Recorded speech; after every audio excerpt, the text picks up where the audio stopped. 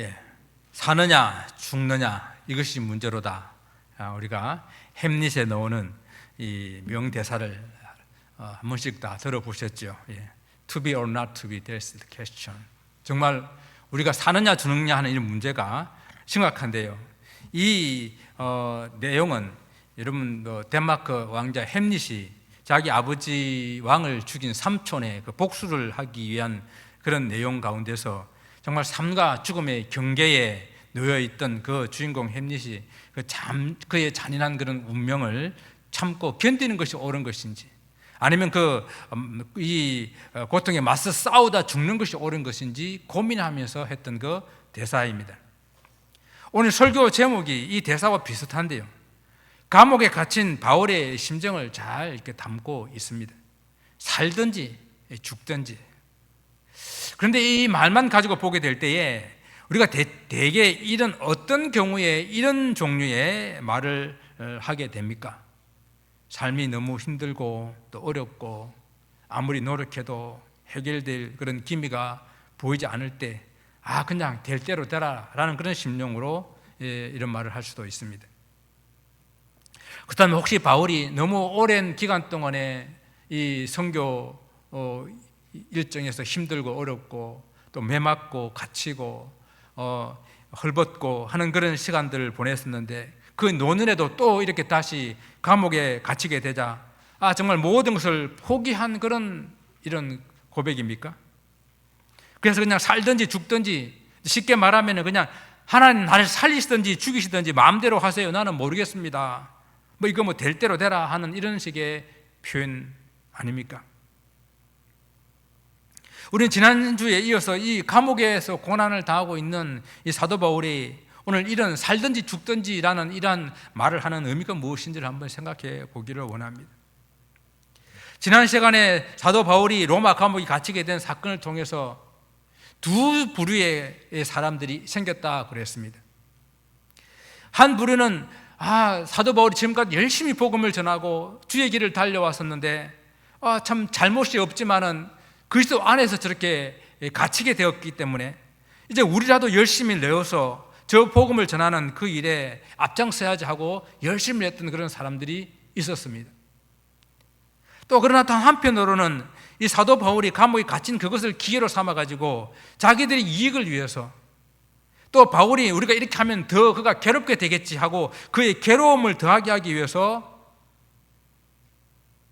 복음에 열심을 냈던 그런 사람들이 있었습니다. 어쩌면 실제로는 세상에는 이런 종류의 사람이 더 많지 않을까 그렇게 싶어요.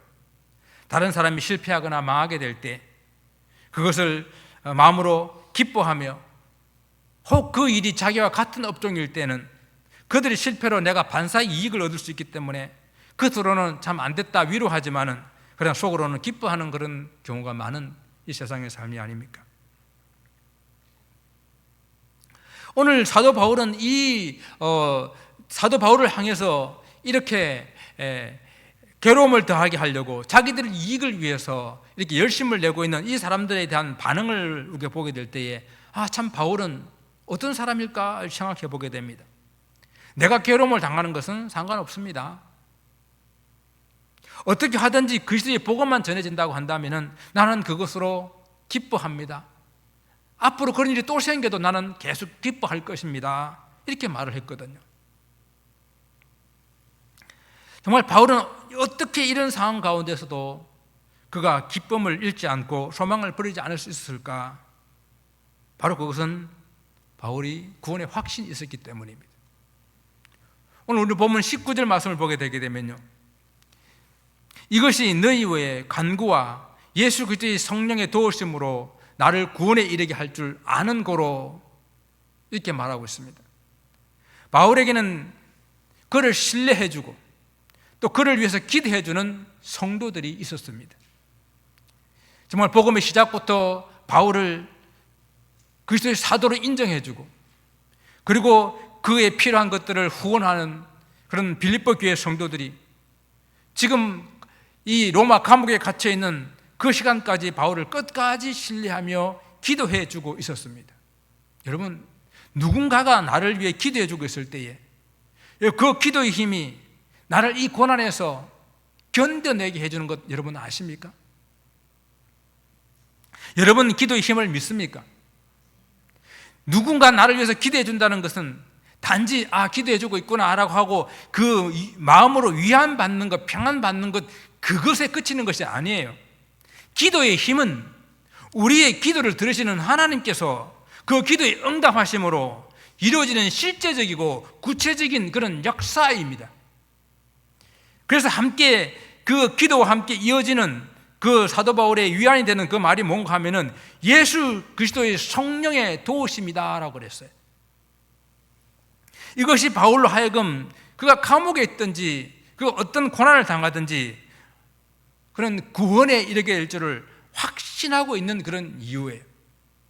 그러므로 바울이 살든지 죽든지 상관이 없다라고 하는 그것은 구원의 확신 가운데 나오는 고백입니다.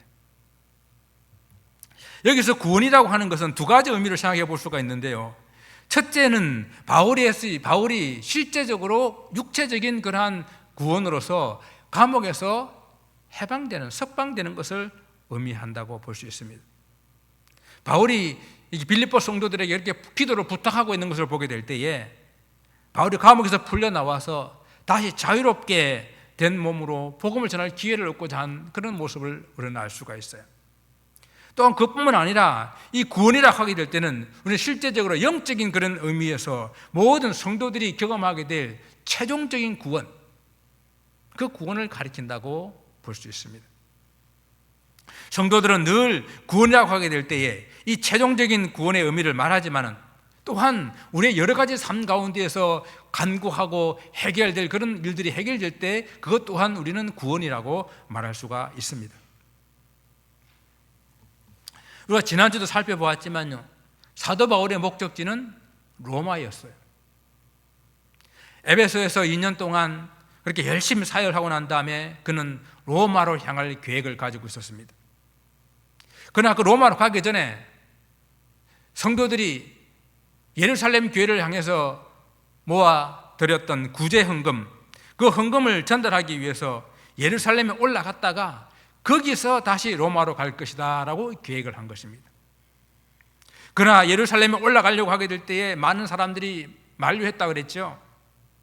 심지어는 가이사라에 머물렀을 때에 아가보라 하는 선지자가 바울의 띠를 가져다가 그 띠를 자기 수족을 갖고 이렇게 매면서 이와 같이 당신이 예루살렘 올라가게 되면 결박당할 것입니다.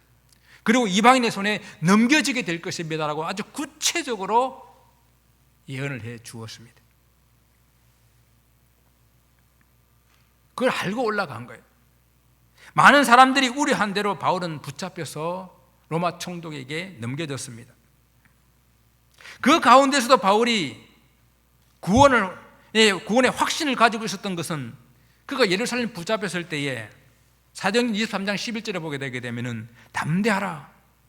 네가 예루살렘에서 나의 일을 증거한 같이 로마에서도 증언하리라. 주님께서 지금까지 예루살렘에서 말씀을 증거한 같이 로마에 가서도 이렇게 증언하게 될 것이다 라고 말씀하시니까 그는 이게 끝이 아니다, 분명히 확신할 수가 있었던 것입니다. 또한 사도 바울은 로마로 호송되어 가면서도 어려운 일들을 만났습니다. 바울을 호송할 그때가 겨울이었거든요. 이스라엘은 겨울은 비가 오고 폭풍이 일어나는 그런 중동의 지역, 중동의 날씨를 가지고 있는데요. 그래서 사도 바울이 이 겨울에 배를 타고 떠나는 것은 위험하다, 겨울을 지나고 가자라고 사도 바울이 말을 했지만 사도 바울이 말을 듣지 않고 강행하다가 유라굴로라는 광풍을 만났습니다. 바다에서 강풍을 만난 사람들은 보름이 넘게 아무것도 먹지 못하고 그 바다 위에서 사투를 하다가 이제는 모든 희망의 끈을 다 놓고 있을 때에 그때도 바울은 구원에 대한 소망을 잃지 않았습니다. 왜요? 그날 밤에 주님께서 바울아 두려워하지 말라, 네가 가이사 앞에 서야 하겠고 또 하나님께서 너와 함께 항해하는 자를 다 네게 주셨다. 바울의 손에 이 사람들의 모든 생명을 278명의 생명들을 다 붙여주셨다라고 하신 것입니다. 지금 로마 감옥에 있는 이 시간에도 바울은 자기를 위해 간구하고 있는 이 빌립보 교회 성도들이 있고, 또 예수 그리스도의 성령께서 도우심이 있기 때문에 그 구원은 흔들리지 아니했던 것입니다. 사랑하는 성도 여러분, 이와 같이 기도의 힘은 단순한 마음의 위로가 아니라 실제적이고 구체적인 역사하는 것이에요. 그래서 우리 서로 어렵고 힘들 때에 정말 주 앞에 함께 기도하는 그런 동력자들이 되었으면 좋겠어요. 여러분의 기도는 역사하는 힘이 큽니다. 여러분의 기도를 들으시는 하나님께서 주의 성령으로 도와주실 것입니다. 바울이 사느냐 죽느냐 하는 것은 정말 바울에게 중요한 그런 문제로 고민하고 있었습니다. 그의 고민은 그의 죽음을 통해서 또는 그의 삶을 통해서 어떻게 그리스도를 존귀케 할 수 있겠느냐, 존귀하게 할 수 있겠느냐 하는 그 고민이었어요. 오늘 20절을 보게 되니까요, 나의 간절한 기대와 소망을 따라 아무 일에든지 부끄럽지 아니하고 지금도 전과 같이 온전히 담대하여 살든지 죽든지 내 몸에서 그리스도가 존귀하게 되려 하려 하나니. 저를 비롯한 이 땅에 사는 모든 사람들에게는 사느냐 죽느냐 하는 것은 큰 문제입니다. 왜 우리가 살아가는 세상이 그렇고 녹록하지 않지 않습니까? 그래서 어떤 사람은 정말 어쩔 수 없이 죽지 못해 사는 사람들도 많아요. 삶의 의미 없이 살아가는 사람들도 많이 있습니다. 그래서 때로는 지쳐서 희망이 잃어서 스스로 목숨을 끊는 사람들도 많아요. 오죽하면 그런 선택을 했을까 하는 그런 마음이 들기도 하지만 그 숫자가 너무 많아요. 한국이 가지고 있는 불명예스러운 1위 중에 하나가 또 이 OECD 국가 중에서 자살률 1위라고 하는 이 불명예를 가지고 있지 않습니까? 우리나라뿐만 아니라 전 세계적으로 자살하는 그런 인구가 점점 많아지고 있는 세상입니다. 자살뿐만 아니라 타인의 생명, 자신의 생명에 대한 존엄함이 없어요.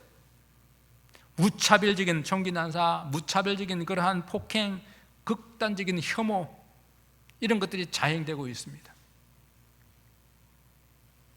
삶이 또 어려워서 삶을 비관하여, 또 때로는 삶이 무료하여 스스로 목숨을 끊는 사람들이 점점 많아지고 있는 이 세상입니다. 또한 그와 반대로 자기 삶에 대한 너무 지나친 애착을 가진 사람들도 많아요. 마치 이 세상을 영원히 살 것처럼 돈을 모으고 또 건강을 위해서 애를 씁니다. 단순히 건강한 삶을 위해서 운동을 하는 것이 아니라 정말 오래 살고 정말 늙지 않고 정말 청춘의 젊음을 유지하기 위해서 운동을 하는데 마치 운동 중독에 걸린 사람처럼 그렇게 운동을 해요. 온갖 운동에, 온갖 좋은 약에, 온갖 좋은 시술을 하면서 버티고 있어요. 오늘 사도 바울은 죽느냐 사느냐에 고민을 하고 있는데 그 고민이 무엇입니까? 심각한 그 고민의 심각성을 보여주기 위해서 23절에서 이렇게 말하고 있어요. 내가 그 둘 사이에 끼었으니 차라리 세상을 떠나서 그리스도와 함께 있는 것이 더 좋은 일이라. 바울이 이 두 벽 사이에 꼼짝달싹 못하는 사람처럼 삶과 죽음의 문제로 고민하고 있는 그런 모습을 표현하고 있는 거예요. 여러분, 이런 경험 있었습니까? 정말 어찌해야 될 줄 모르는 그런 문제 앞에 캘리포니아 산타아나에서 20cm 되는 게 한 8인치 정도 되는 거죠. 좁은 벽 사이에 사람이 끼었다고 이렇게 신고를 받고 소방대원이 출동을 했어요. 양쪽 거대한 벽에 갇혀서 서로 꼼짝할 수 없는 상황에서 부르짖고 소리에 누가 이렇게 신고를 해준 거죠. 소방대원들도 거기 들어갈 수가 없으니까 사투를 벌이다가 옆에 있는 벽을 뚫어가지고 그 사람을 구원해 주었습니다.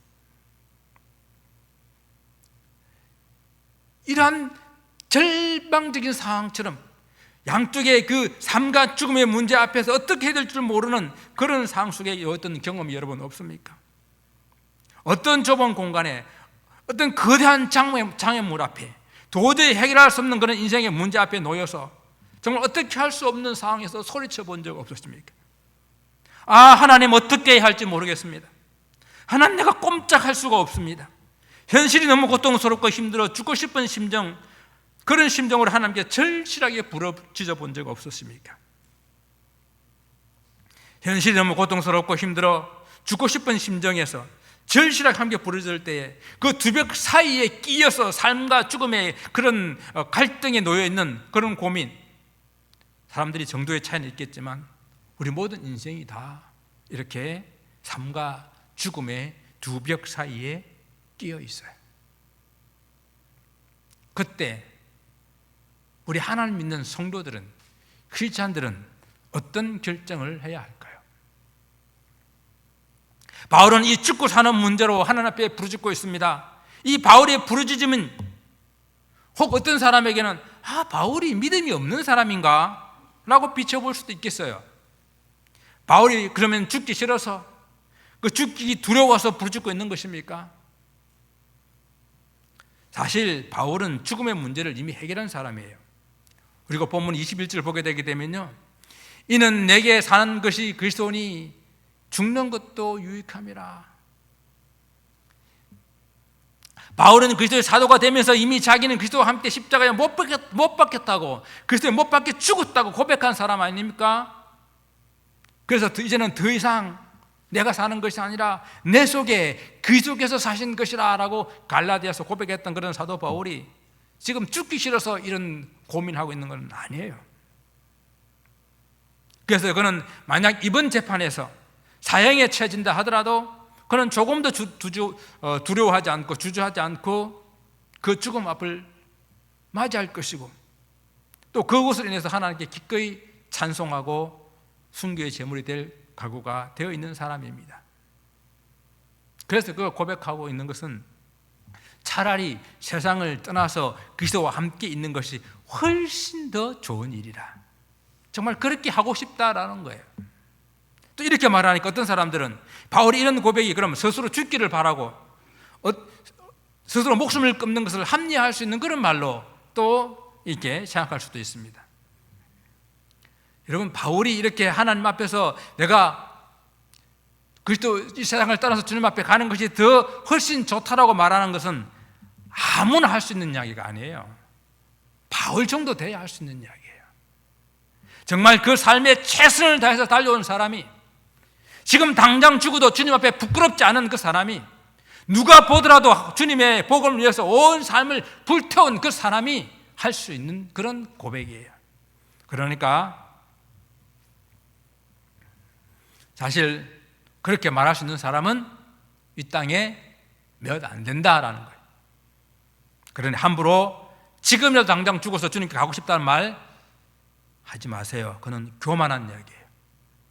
주님께서 부르시면 그 누구도 거부하지 못하고 서야 되는 것은 분명합니다. 그러나 우리 같이 부족한 사람들은 하나님, 내게 주어진 시간, 내게 조금만 더 시간을 주시면은, 내게 조금만 더 기회를 주시면은 하나님 주님의 그 사랑과 그 은혜에 보답하듯 조금 더 열심히 살다가, 조금 더 주님 앞에 열심히 살다가 서야 되겠다는 그런 각오와 다짐이 있어야 되는 거예요. 이게 차라리 겸손한 거예요. 주님의 비유에서요, 열매 맺지 못한 무화과 나무 비유하시죠. 그냥 주인이 그냥 당장 찍어 버리려고 할 때에 간청합니다. 주인이여, 금년에도 그대로 두소서. 내가 두루 파고 거름을 주리니 이후에 만일 열매를 맺으면 좋거니와 그렇지 않으면 그때 찍어버리소서. 이것이 주님 앞에 구해야 될 우리의 모습이고 겸손한 모습이에요. 부족해서 주님 조금만 더 시간 주시면 내게 남은 시간을 통해서 주님 위해서 좀 더 열심히 살겠습니다. 오늘 사도 바울은 어떤 결정을 하고 있습니까? 바울은 삶과 죽음의 문제를 초월하고 있었고, 그리고 죽은 뒤에 영원한 생명을 얻는 그런 구원의 확신도 갖고 있었고, 그래서 지금 당장 세상을 떠나서 그리스도와 함께 있는 것이 정말로 더 좋았고 더 훨씬 원하는 그런 일이었지만은 그는 육신으로 남아있는 것을 결정합니다. 그것을 바랍니다. 그것을 위해서 기도합니다. 그것에 대한 확신을 가지고 있습니다. 그것은 어쩌면 모순되어 보일 수도 있습니다. 천국이 그렇게 좋다면, 그렇게 주님을 만나기를 원한다면 죽음의 길을 결정해야 되는 것 아니겠습니까? 그러나 바울이 이 땅에 살아남기를 바라는 이유는 너무도 분명해요. 24절 말씀입니다. 내가 육신으로 있는 것이 너희를 위하여 더 유익하리라. 사도 바울은 자신의 어떤 안위를 위해서가 아니라 빌립보 성도들을 위해서, 그에게 남겨진 사명들을 위해서 이 땅에 육신으로 남아있는 것이 더 그들에게 유익하다라고 말을 하고 있는 거예요. 바울이 지금까지 달려온 것처럼 앞으로도 남은 시간을 그리스도의 복음을 위해서 달려갈 것이기 때문에 그는 이런 말을 또 할 수가 있는 것입니다.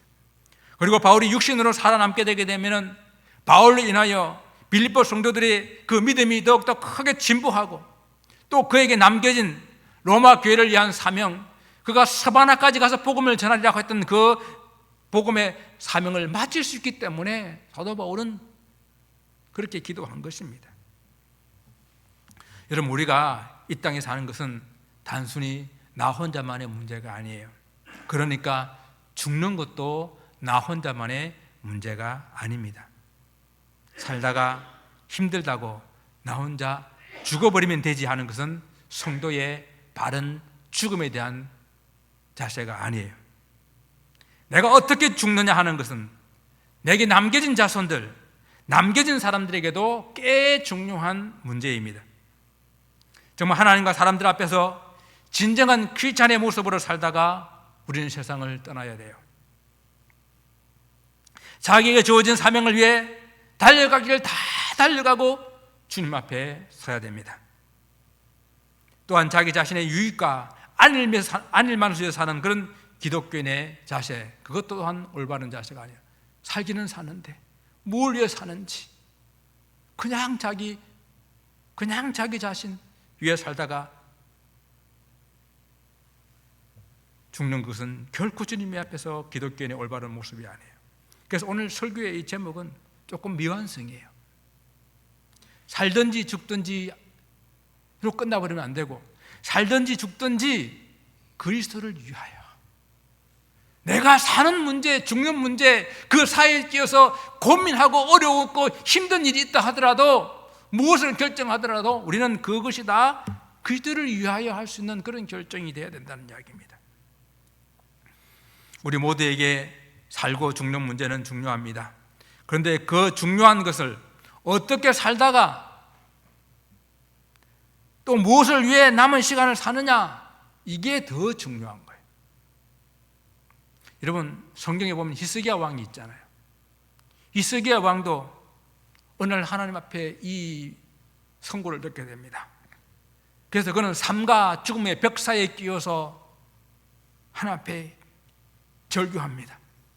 그 벽 앞에 무릎을 꿇고 하나님 앞에 간구했죠. 그래서 하나님께서 그 기도를 들으시고 15년의 시간을 주었어요. 그 15년의 시간을 덤으로 주었을 때에 그는 무엇을 했습니까? 성경에 그가 한 아무런 선한 일이 없어요. 오히려 그가 병이 낫게 되었을 때에 그 병난 것을 위로하고 축하해주기 위해서 사신이 찾아왔는데, 그 사신 앞에 우리는 이렇게 많은 군사력을, 이렇게 많은 보물을 가지고 있다고 다 보여준 그것이 오히려 화근이 되어져서 바벨론의 그 모든 성경의 보물들이 다 빼앗기게 될 것이라고 말씀하지 않았습니까? 우리는 어쩌면 예수를 만나고 난 다음에 내 인생은 덤으로 주어진 시간들입니다. 여러분, 그 시간들 지금까지 어떻게 사셨습니까? 내가 큰 질병 가운데 구원받았을 때에 그 다음 이후에 나는 어떻게 살았습니까? 또 앞으로 어떻게 사시겠습니까? 오늘 사도 바울은 분명한 확신을 가지고 있습니다. 본문 25절에 보게 되면 내가 살 것과 너희 믿음의 진보와 기쁨을 위하여 너희 무리와 함께 그할 이것을 확실히 아노니. 사도 바울은요, 그가 다시 살아날 것을, 다시 이 감옥에서 구원받을 것을 그는 알았습니다. 그런데 그것이 무엇을 위함인가? 이 빌립보 교회 성도들의 믿음의 진보, 그들의 믿음을 좀 더 굳건하게 바로 세워나가는 그 일과 또 그 일을 위해서 그들이 함께 기뻐하고 무리와 함께 거하게 되는 이 많은 일로 말미암아 그들의 삶이 풍요롭게 할 것을 바라보며 그는 기뻐했었어요. 바울은 지금 죽어도 괜찮지만 이번에는 하나님께서 살려주실 것이고 다시 빌립보 성도들을 만나서 그들의 믿음을 진전시키고 그걸 함께 누리며 얼마 시간을 보내게 될 것을 확신하고 있었어요. 그리고 바울은 이번에는 하나님께 덤으로 살려주시면 그 시간 동안에 이 빌립보 교회 성도들이 바울 때문에 더 많은 자랑거리가 생겨나도록, 그 자랑거리가 풍성하도록 그렇게 바라고 있습니다. 저는 사실 이것이 중요한 것 같아요. 우리에게 주어진 시간 동안 우리와 함께하는 가족들, 또 성도들, 친구, 지인들, 그들이 내 삶 때문에 그리스도에 대한 자랑이, 그리스도 예수 안에서의 자랑거리가 더욱더 많아지게 그렇게 살아내는 것, 그것이 우리에게 필요한 것입니다. 여러분 가끔 장례식 가보시게 되면요, 그 자녀선들이 그 고인의 죽음 앞에서 아무것도 자랑할 것이 없는 그런 죽음들도 있어요. 때로는 정말 많은 사람들 앞에서 우리의 어머니는, 우리의 아버지는 이렇게 멋있게 그리스도를 위해서 살다가 돌아가셨다라고 슬픈 날이지만은 자부심을 가지고 자랑스럽게 그 장례식을 치르는 그런 장례식도 보게 됩니다.